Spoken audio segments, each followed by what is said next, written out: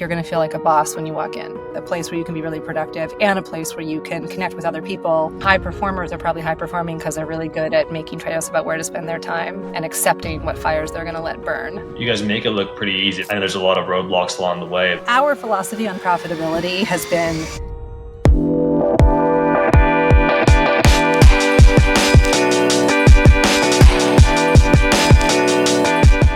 All right, guys, welcome back to Built in America. We have Anna Squires-Levine. She is the president of Industrious, one of the coolest, largest workspaces in the country. Anna, great to have you on the pod. Thanks for having me.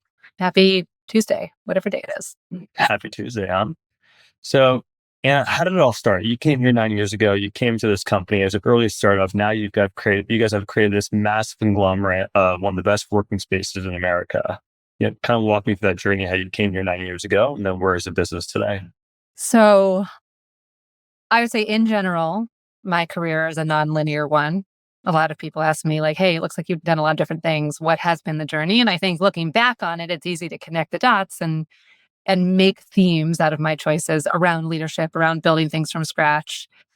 And so when I joined Industrious, I joined after having studied chemistry, thinking I was going to go to medical school, making a left turn and instead going to McKinsey, learning hardcore business, boot camp stuff, moving to South Africa, working in public health, founding two of my own companies, one focused on public health, one focused on US politics, and then looking for the next thing. And I found Industrious through a friend of a friend and had no idea what it was about, didn't understand the product, wasn't even sure that I cared deeply about commercial real estate, but just loved the team. The team at the time was about 10 people, full of smart, kind, low ego, goofy folks. And I joined thinking I could, make a difference and at a minimum, have a lot of fun doing it. At a maximum, build something enduring, that would be around for a long time. And here we are 9 years later, now with just about 300 locations across 10 countries. Acquired by CBRE. Big news there, right? And then I want to ask you a question. There's so many workspaces out there today. What do you feel that Industrious does differently than most? And what do consumers like myself really look for in a workspace? I think from the customer point of view, the thing that is most distinctive about Industrious is you're going to feel like a boss when you walk in. You're going to be proud to be there. You're going to be proud to host your clients. Working at Industrious is going to make you feel like the best version of yourself. And you're really going to feel like you belong. Like it makes you feel great. That takes consistency of experience, consistency of the quality of what we're building, the quality of the hospitality you experience when you come in, the quality and the consistency with the way we'll greet your guests. I think for someone like you looking for a workplace, you're either looking for straight up productivity, like, hey, I can only work from my couch so long. I want to go to a place where I do better work. Or you're looking for connection, like humans need other humans. And many of us can work at home sometimes, but very few of us can work at home every single day for the next 40 years of our careers. And I think we offer both, a place where you can be really productive and a place where you can connect with other people, either deeply and intimately and really make new best friends, or just have the peer pressure, we like to call them faux workers, of other people sitting around you so you get your stuff done. And we live in a world today where people are building companies left and right. And it's hard to build companies in office today, right? And there's remote teams overseas, people like this digital nomad life. What's your take on building a company today and all being in office versus being remote? I think it's a binary. I think that really for decades now, many, many companies have effectively been what we today call hybrid. Like even before the pandemic, in our customer base, we saw that our members were in the office 3, maybe 4 days a week on average. We didn't call it remote. We didn't call it hybrid, but that's what it was. And we honestly see roughly that same behavior today in our customer set, as well as for our own team. So I think that technology has enabled that to be even more productive, the ways we can work async, the way we can communicate with each other when we're not in person. But technology also hasn't taken away the magic that you can experience when you are in person with people. Even just the smile, passing someone in the hall or standing at the whiteboard together. So I actually I don't have a hot take on remote and hybrid. I think most teams have been hybrids for many, many decades, and it will be like that for many years to come. Do you feel that Industrious now creates almost that in-person environment that you can go build a company, have an Industrious workspace, and you can go build your company from start to finish there? You don't really need these traditional offices with expensive leases anymore. Do you feel that's a quite antiquated model to look at? building a company today? If you have certainty for the next 10 years of what your company is going to do and what your workforce is going to look like, then it could make sense to sign a 10-year lease. Very few of us have that certainty. And as a result, Industrious provides a home for most leaders who want to focus on building their businesses and their teams. And they don't need the financial headache of, hey, I'm going to commit to this giant contract that I don't know if I'm going to need. I know a lot of these workspaces are getting inherently a lot more popular. And I want to ask you if there's like a story that comes to mind, maybe from an Industrious member or team member that's worked at Industrious that, create something within Industrious that's very special today. Is there any cool story they can share with the audience? Well, a couple of different ones. The first is we've had many Industrious members meet each other and get married to each other. So this That's is so less cool. about creating a business, but we have had so many couples, have their origin stories at Industrious. A few people have actually even chosen to get married in Industrious spaces, which Oh, takes it to wow. a new level. But yeah, I think on a business level, people grow their businesses at Industrious all the time. In particular, we have two members in Pittsburgh who both, before coming to Industrious, ran small but healthy and established professional services firms. One was a small law firm, one was like a PR and communications firm. They both joined the same Industrious location in Pittsburgh. First, they became personal best friends. They just liked each other. They would have their lunch together. They would hang out at happy hour together.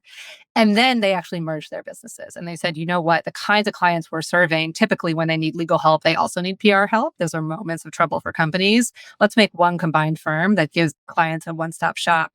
And now they run the company together as co-founders. They met at Industrious. They created their company together. They've now scaled it.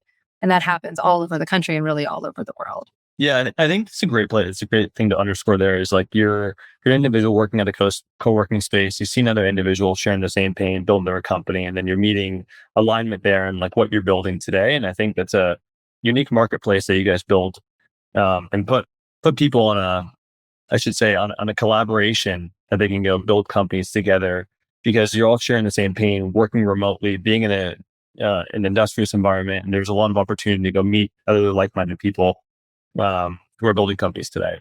That's true. And I think it holds true for larger companies as well. I mean, we have our fair share of solopreneurs and people who own their own companies, but it's not the majority of our business. The majority of our business are established companies that have been around 8, 9, 10, 12 years, whether it's an 8-person digital marketing firm or a massive bank. And those companies also benefit from being around their peers, whether it's business development, getting inspiration from their neighbors, or just like getting data points of what else is out there in the world that they may not be getting from their own team. I want to dive into a little more like the scalability of what you built over here at Industrious. When I look at you, I hear a lot about the hyper growth aspect and what you've done there. 300 locations is massive, and you have to go get commercial leases, buy buildings, whatever it may be, build that construction out to build an Industrious. And to do that mass scale is no easy task. Walk us through the scalability of Industrious and how you guys got to 300 locations. So we, for the first 8 years of the business, we grew the business 120% year over year, every single year. Wow. Then COVID happened. That was kind of a lost year. But since COVID, we've scaled really rapidly. So every year has been an exercise in how do you grow the business, which requires reinventing process while keeping or even improving the quality of what we're offering and not breaking the team in the meantime. I think for us, the most important lesson in that has been identifying what processes have to actually scale. I think when people think about scaling companies, they think everything has to scale. Like, okay, everything we're doing needs to be able to operate at 10x the size it is today. And it's just not true. So to your point on, for example, designing and constructing spaces, we needed very early on to figure out how are we actually going to figure out how to draw 60 floor plans at a time in a given week to evaluate potential new spaces we're taking on. We didn't need to figure out how to, necessarily do interior aesthetic design for 60 spaces all at one time, because that comes later in the process. There are many fewer that we're doing of those at a time. So I think for us, it's what actually has to scale. And as I reflect on it, the most important things have been, how do we scale our landlord relationships? We don't buy buildings and we don't sign straight leases like an apartment. They're all partnership agreements with landlords where we're in business with them. So we and the landlord together are taking the financial risk of the location, and we're both splitting the revenue or the profit from that location. So we had to scale. How do you develop these relationships with landlords? How do you deliver them the business insights they need? How do we make sure that we're able to scale our pipeline? Can you talk about that a little bit before you dive into that? So why go part of the landlord instead of like a split revenue with you rather than just signing a traditional lease? So back in 2017, we just stopped signing leases cold turkey for two reasons. One, signing leases is a really expensive way to grow because when you sign a lease, you're on the hook for all of those lease payments for the next 10 or 15 years, as well as 100% of the cost to build the space. And we weren't in the market raising billions of dollars that we weren't sure we were going to be able to pay back. So we just said, you know what, let's take inspiration from the way hotels do this. In most hotel businesses, the hotel brand that you or I know, a Marriott, a Hyatt, have a management agreement with the owner of the base building in which the hotel flag is the operator. They're the ones putting the brand on it. They're doing the sales and marketing. They're doing the operations. We thought to ourselves, that has to be possible in co-working. And we did. We went to landlords and we said, hey, let's try this out. And that enabled us to not need billions and billions of dollars to build our spaces because we share the financial burden with landlords. The second reason is it calibrates risk. When times are good, we and landlords both, can do very well economically. And when times are shakier, we absorb together with the landlord a little bit less of the risk than we would if we were signing a lease, which gives us all more stability for our customers, more stability for landlords. And that stability, thirdly, leads us to be able to do more product development. So when we have a new idea, something we want to build, or a landlord has a new idea, something they'd like to build, it's really easy for us just to phone each other and be like, hey, how about this? Hey, do you want to fund this? Hey, let's do this together. And that isn't a thing when you're signing the lease. When you're signing the lease, it's an arm's length agreement and the tenant is doing whatever they want in the space. So, scaling 120% is no easy task. Walk us through some of the growing pains of scaling at that rate. There's people always talk about people and process and systems. That's the most important three things of owning a company. What are the biggest bottlenecks to scale?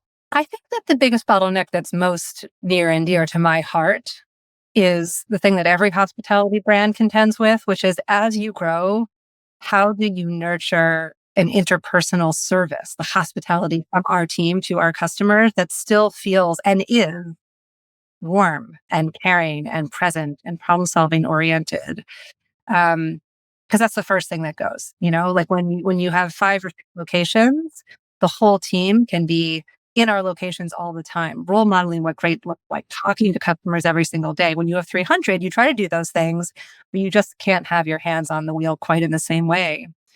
And for us, the key to unlocking that at scale was to create something that we call universal service steps. They're a 5-point guide of, hey, these are the behaviors that for Industrious are examples of how we should make decisions vis-a-vis certain customers. So there are things like we call it the first 5 steps. If a member has a question and they're like, hey, where's the bathroom or where should I print? We expect that our team actually physically walks them in that direction for the first 5 steps, not just points down the way, but says, let me take you there. Or another one we call the problem resolution. We hope that things don't go wrong, but of course they do. It's an operating business. If something goes wrong, we expect that our team is going to communicate with you about it every single day until it's fixed. And we call it the no update update. So even if I don't have the answer yet, or the thing isn't quite fixed, or your office is still too cold, or the printer is still broken, I want you to know that I'm on it. And so I'll write you or I'll call you and say, hey, Sam, no progress yet, but here's exactly where we stand. The tech is coming tomorrow. I'll keep you in the loop. And examples like that, the first 5 steps, the no update update, are kind of the way that we distill down what does great service look like to us, put it in the hands of our amazing team, who's then able to deliver it, hopefully in a scalable way to all of our members. What are some things that you guys have to change and pivot to constantly in the business model? There's a mentor that once told me that your next pivot will always be better than your last if you have self-belief. And through this type of business model, you're probably doing some sort of recurring SaaS model where I'm paying a monthly membership and there's some ancillary upsell fees as well to go use certain amenities in the Industrious workspace. Walk us through what the business model was 9 years ago. And I'm sure it's changed over the last 9 years and what you guys have enhanced. I think the main vector along which we've had to pivot vis-a-vis our customer-facing business model is diversity of membership types. So you're totally right. 9, 10 years ago, there was one way to buy Industrious. You could sign up on a monthly basis, you get an office, great. Fast forward to today, we have 8 or 9 different membership types that enable you to use different parts of the network in the US and abroad to enable you to use different kinds of spaces, whether you want a private office, you want to work out in the open, and enable you to grow and shrink as your team grows and shrinks. So for example, today, if you're a team, you can buy a team membership to the globe. and you can work with your team in Miami Beach on a Wednesday. You can all split up and each of the 9 of you can work in different locations on a Friday. You could host a client at Brickell on a Tuesday. So we want you to be able to take full advantage of the network, and our memberships have had to diversify to enable you to do that easily. As you guys are perfecting the workspace in the industrious industry, or in the industrious workspace, I should say, how would you parlay like a perfect work environment that if you were to walk to today and create and design something on a blank canvas, what would a consumer like myself want to see that other workspaces don't have? I think there's 2 big components of this answer. The first is, where is your workspace or workspaces? And the second is your specific question, which is what's in it and what does it look like and feel like? On the first, on where, this was actually a big pivot of ours a few years ago. When we started Industrious, number one, we started in the Midwest. First handful of locations were in Chicago and Minneapolis and St. Louis and Raleigh. Raleigh's not in the Midwest, but Why there? Why the Midwest? Out of curiosity. we had a thesis from early on. This just wasn't a New York, San Francisco only product. That the problem we were solving, that people want to feel proud and excited when they go to work, they want to have an amazing spot for their teams to do their best work, was not limited to the coasts. And if anything, we wanted to kind of prove early on, this is an everywhere product. This is not, it's not limited to the startup universe nor to the US. And it was successful in all of those Midwest cities to begin with, which gave us a lot of confidence and really set up the US network, which has now become a global network for growth in all sorts of unlikely places. And yet, for the first handful of years of the business, we mostly opened in downtowns, central business districts. We pivoted, to your question, a handful of years ago to a network strategy, which is what we call where we put our locations, that was much more focused on locations where people could walk to work. Because to answer your question, the first thing that people want is most days of the week to not have to commute really far. Or if they do have to commute, for that commute to be easy and maybe even delightful and not a headache. So now about 70% of our network are in locations where people love going, that are closer to home. Either they can walk there, they can bike there, they can drive there without having to schlep downtown. And of course, we still have the downtown locations because those tend to be the most central locations for teams to gather when teams are gathering from all across the metro area. And at the moment, we're actually taking that even further. We've introduced a new brand called Indie by Industrious. And the specific aim of Indie is to be able to get into even more towns and cities where people want us to be. The reason that's important is because it's expensive to build an Industrious, and we need to work with landlord partners of all stripes and colors. And it's totally understandable that not every landlord has all the money that we typically require for a full-blown Industrious, but they may still want an Industrious. And so Indie by Industrious is a more accessible brand, a more accessible version of Industrious that will allow us to open in all types of suburbs and all types of residential environments, that will allow even more members to use us, to walk to work, to feel like, hey, this is just around the corner. So if I'm a commercial, business owner today and I'm interested in opening Industrious, can you walk us through how to be able to partner with you to open up an Industrious, let's say in another part of Florida, whatever it may be? Yes. PSA, if you own a building, we would love to work with you. The process is pretty simple. You'd get in touch with us or we'd get in touch with you. I'm happy to share my contact information after the episode. And we'll lay out, hey, here's our track record of economics of what an Industrious can produce for you, building owner, landlord, and what we think it would do in your particular building, in your particular space. Open book. We'll look at it together. We'll say, hey, does this make sense for you? Does it make sense for us? And if so, we sign a partnership agreement where we share the upfront cost to build the space and split the revenue or the profits. And then we're in business for the next 10, 12, hopefully more years, working together to make sure that the space is successful and that it serves the local community. What have been some of the hardest parts to that? I know, like, obviously there's a build out, there's construction, there's GCs involved and so forth. You're working with a lot of landlords, and some are easy to work with, some are very hard to work with, right? And do this at mass scale, like you're dealing with a lot of people and personalities in order to get to where you want to go. Like you guys make it look pretty easy of getting a $800 million acquisition by CBRE. I know there's a lot of roadblocks along the way, but I want to know a little bit about the pain points of building this to this level of scale.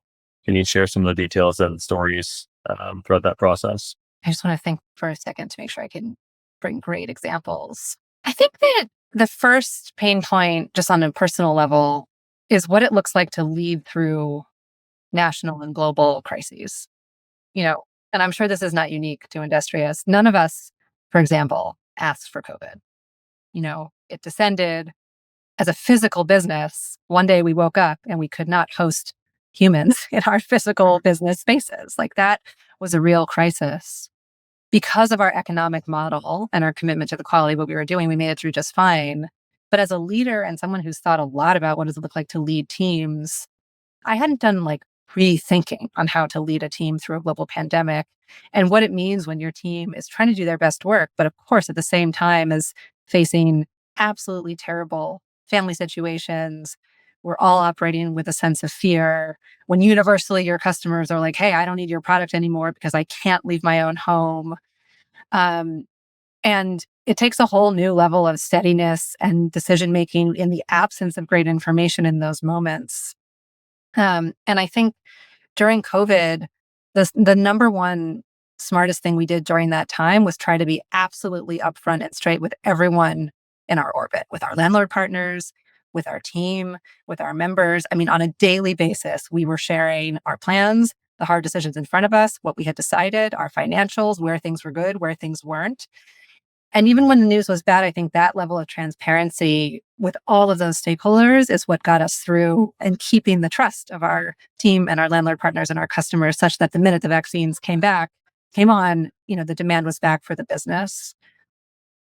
But I learned a lot about just keep going. Like it's kind of like that book, The Hard Thing About Hard Things, which says when it's hard, it's hard. Don't try to make it easy. Just keep making decisions and keep going.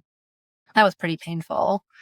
Um, I think the second thing that's been hard over time, although I think we've done very well at it, is recognizing in our business that our landlords are our customers too. Yes, they're our partners and they really are our business partners. But to your question of how we've scaled that side of the house and made it look easy, it's because we treat the way that we partner with landlords just as much as our core product as we do with our member end users. So we have a whole team devoted to business development with landlords. We have a whole team on our finance team devoted to making sure we're reporting our financials to landlords in a healthy, transparent, straightforward way. We have a whole team doing asset management to make sure that we and our landlords are working hand in hand on any challenges that are arising in our locations. So it's not just like an input, to the business. It really is a focus with its own functions that support it. And who are some of the most influential people to help you scale this from, 15 people to 800 people? I don't know, you guys are 1,000 people probably right now at Industrious. Yeah. What is it? About 700 people. There's always like valuable mentors along the way. Who are some people that you can point at that really guided you through COVID, through scaling the right way? It's no easy task, like I said, because, scaling through all these uncertainties, especially during COVID, when you have nothing to fall back on. You have no previous historical experience of leading through a global pandemic. And who are some people that you could really just underscore that helped you along the journey? A few names to come to mind, probably unlikely ones. During the pandemic, we actually partnered with an epidemiologist named Dr. Reingold, who was not a business builder. He's a scientist. He's a studier of pandemics. We were on the phone with him daily. Trying to understand to the best of our ability, what is the science saying? How should we be responding? What's the truth about what we know and what we don't know? And I found his steadiness, his ability to say, I just don't know when he didn't know, so inspiring and really grounding. I mean, I think everyone was searching for answers, having a role model who was just like, you know what? We don't know. But here's what we do know was hugely steadying during that period of time. The second person who comes to mind is actually the CEO of CBRE. His name is Bob Salentic. He has been a board member of Industrious now for about 4.5 years. They first invested in the depths of the pandemic and, of course, just recently have acquired us. And I have found Bob over the past 4 years to be such a thoughtful, curious, kind, but helpfully pushing force. He thinks of CBRE as a business that's great at building businesses. They've grown through M&A tremendously over the last few decades, but they don't just do M&A. They buy companies and then they help them flourish and grow. And he's really, in a supportive way, helped and pushed me and us to think big about what's possible, to bottle up our expertise and confidently put it out into the world. And so even before the acquisition, he, along with a woman named Emma Giamartino, who's the CBRE's CFO, have been hugely helpful mentors in thinking about not just what's right in front of us, but where do we need to go in the long run. Can you talk us through a little bit about the acquisition? So I'm sure you guys raised money along the way to go build this out. And then, you guys got acquired. How long ago was that now? Almost 6 months to the day. Wow. 6 months ago for, is it $800 million? Is that correct? Correct. Walk us through the acquisition process. And before that, the rumblings that were happening. And I'm sure you're a big part of that as well as, leading that acquisition. Tell the journey of how that all happened. So I guess I'll start by saying it's absolute best case scenario for Industrious. When you start a company and you choose to fund it in part through outside equity, there has to come a point in the future where you pay those investors back. Yeah. Ideally, you get to reward the team too. And obviously, that's 1 in a million. Like very few companies get to scale and are able to be acquired, let alone navigate a pandemic and other global events. So we're all feeling super psyched and like very excited for this next chapter. A lot of people ask me, versions of like, hey, how do I set myself up to be acquired by a strategic player? And my advice is just build a great business. Like there's no secret sauce other than build a great business that customers love, that's profitable, that is actually valuable out in the world. And we worked really hard to do that. I mean, coming out of the pandemic, we set our sights on parent level profitability in a big way, which we reached pretty quickly. And that was the thing. It's like, if you can control your own destiny with customers who love you, anything's possible. And so the collaboration with CBRE has been genuinely wonderful. I mean, they are the biggest real estate company in the world. You can think of something that happens in real estate, they do it. Building airports, running big enterprise campuses. I mean, everything they do. And so it's a big vote of confidence for them to say, hey, you guys have built something meaningful. And not only do we want you to keep growing it, but we want you to parlay that expertise into other business lines as well. Kenny, you said just build a great business. And you said it just so smoothly. Define a great business. I think a great business is defined by, number one, it makes money in a way that can support the business. Number two, your customers love you and stay for a long time. And number three, you have an engaged team who loves their work and is excited to keep showing up every day, learning, having fun, laughing, and doing the best work for their customers. And I know those all sound maybe kind of trite, but I actually think that a lot of businesses, although they endeavor to reach those destinations, don't. And a lot of people who listen to this pod are always curious about, managing profitability versus, reinvesting back into growth. And then they tinker with that knowing, well, I have to go put return earnings back into the business and, scale up infrastructure to make sure I have a sustainable business that can continue to compound and grow 100% year over year. But you stress on profitability, which I do as well. There's actually a great book out there. I think it's called Profit First. And it talks about actually putting dividends in your COGS, right? And showing that you should be building a profitable business while scaling at the same time. And I'm sure throughout the years, like you guys had years, probably you're showing some negative income. But walk us through your philosophy on why profitability is important while scaling. We had I will never forget, in I think 2016, one of our very first board meetings, we had a board meeting where, I mean, we were small at the time. We were probably 10, 12 locations. And we said to the board, okay, we have a choice. We can grow super fast or we can innovate the core product. Which should we focus on? And I have a memory, one of our favorite board members just said, yes. And basically he was like, that is a business. You have to be able to do both. You have to be able to grow while you innovate. That stuck with me because it feels like such a tension, but that's kind of the fun of it. Our philosophy on profitability has been, it's a gate. It's like you have to get there before you earn the right to do anything else. So, as a young company, before we were profitable many years ago, that was the destination. And of course, you have to keep quality of what you're doing in your product. But for us, we had product market fit. We were scaling quickly. We needed to be really, really disciplined about our cost structure and our unit economics to make sure we got to profitability, which at this point was, a while ago. And now that we're profitable, we can have real conversations about, well, what is the business case for reinvesting in the business in any number of ways. And we're just sticklers for the numbers. I mean, it's every additional cost that we put into the business has an associated business case that says, okay, if you put in 100 grand here, you expect to get 1 million out here. And here's how we're going to know whether it's successful. So let's talk about how you guys are reinvesting. You guys started a nonprofit across 30 different cities. Like what sparked this initiative to go do that? Yes, we have a program called Powering Purpose, which enables nonprofits in every city we operate in the United States to join Industrious free of charge for a year. And this has been an idea that we've had for a long time. In fact, many of our executive team come from the nonprofit world before Industrious. I happen to work in public health in Africa. We have another team member who's worked in different federal administrations, another team member who started an education nonprofit in Rwanda. So we all came to Industrious from a place of deeply caring about the communities that we live in.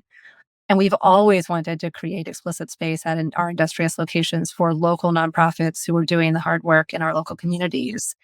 And it's a real tension. I mean, to your point about profitability, it's really hard to give away what you've got before you're making money doing it. Because on some level, it's zero sum with your own destiny as a company. So we were so thrilled to be able to start Powering Purpose once we became profitable and really healthy. And we said, you know what, this is one of the first ways we want to reinvest in our members in local communities. We had hundreds of applicants.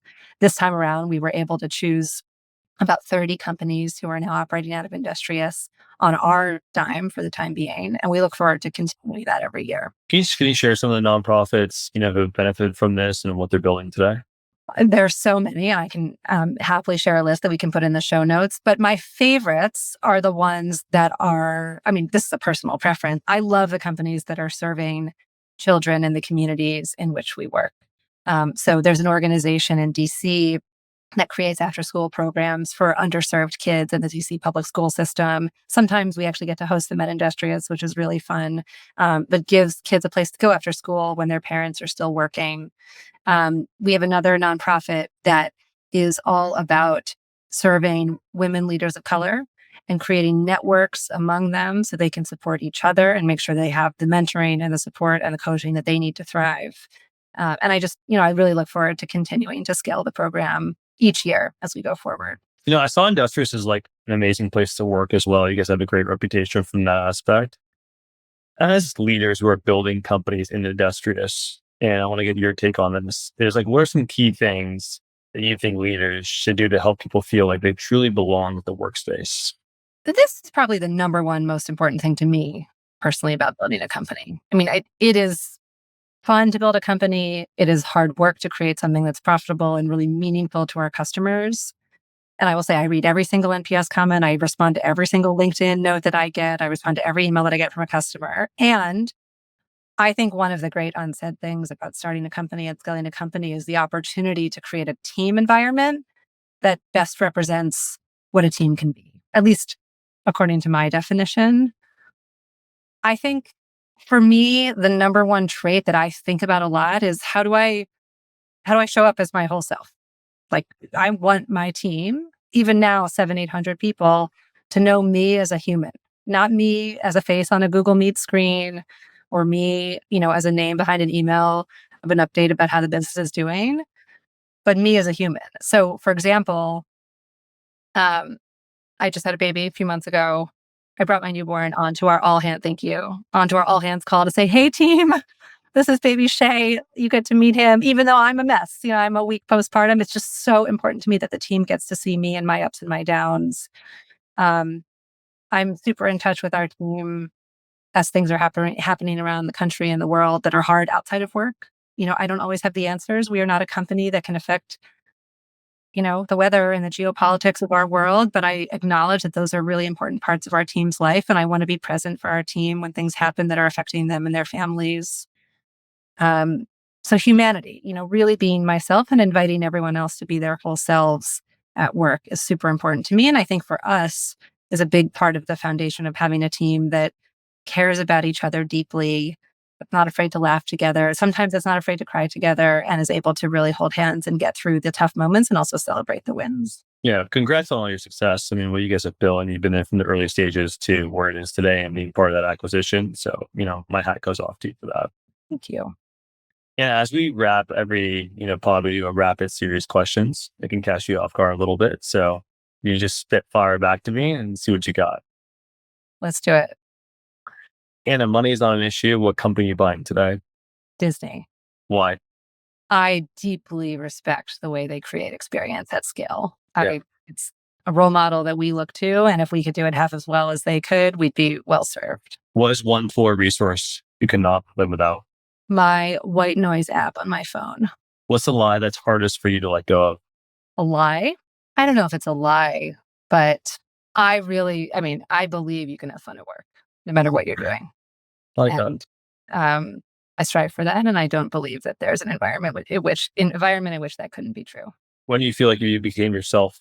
I think I'm still becoming myself, but a few years ago, I was in a pretty low period, major imposter syndrome, really feeling like I couldn't do the stuff I was meant to be doing. Working with a coach and a therapist on that and coming out the other side of it, I think at least was the beginning of me becoming who I am. What's the trade-offs that high performers don't talk about enough? I think that sometimes high performers can make it all look easy. It feels like they always know the answers. They're thinking around the next curve. They do everything well. I just don't think that's true. I think we're all, taking one step at a time, doing our best in a world that's completely unpredictable. And high performers are probably high performing because they're really good at making trade-offs about where to spend their time and accepting what fires they're going to let burn. And not enough people talk about the fires they're letting burn. Anna, how do you define enough? Good health. I think I've had moments in my life where I or someone I love has not had good health. And I feel like in those moments, you really learn what's important. So I think enough is being healthy and getting to be around the people you love. What are you afraid of you'll regret when you're older? Not appreciating the little joys that my kids are seeing in the world. I was waiting for that. There you go. Yeah, it's been a pleasure to have you on the pod. You're a wealth of knowledge. So stoked on what you built. If anyone wants to find more about Industrious, where can they find out more about Industrious and yourself? So check us out, industriousoffice.com. Or you can also write me an email, Anna@industriousoffice.com. Would be happy to chat. Look at that. Personal email right then and there. Anna, that's the pod. I appreciate you. Thanks so much, Sam. Take care.